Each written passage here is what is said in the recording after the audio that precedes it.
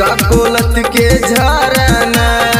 दोनों मिलके नहाए बगे छौड़ी काकोलत के झरना।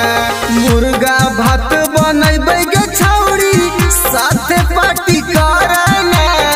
मुर्गा भात बनाई बगे छौड़ी साथे पार्टी करना। दोनों मिलके नहाए बगे छौड़ी काकोलत के झरना। दोनों मिलके नहाए बगे छौड़ी काकोलत के झरना।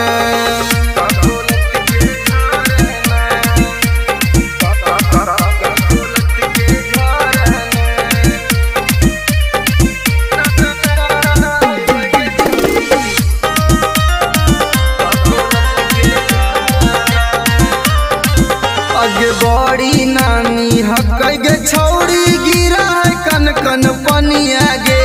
चेहरा चमक जीतौ गे छौड़ी खिली तो तोर जवनिया गे। जैसे मन करतौ गे छौड़ी जैसे मन करतौ गे छौड़ी वैसे तुम तैराना। दोनों मिलके नहाए बगे छौड़ी काकोलत के झरना। दोनों मिलके नहाए बगे छौड़ी काकोलत के झरना।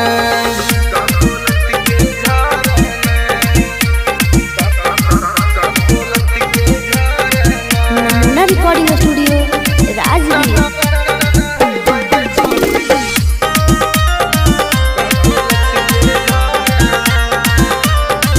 अगे एक बार नहाई तो छौड़ी बार बार तू चलैनी गे। साथे नहाए में मजा नाई तो तारा भी टाइगर के बोलैनी गे। अनुज सिंघम के छौड़ी एक के राइटर रवि के छौड़ी एक बार फोन करना। दोनों मिलके नहाए बगे छौड़ी काकोलत के झरना। दोनों मिलके नहाए बगे छौड़ी काकोलत के झरना।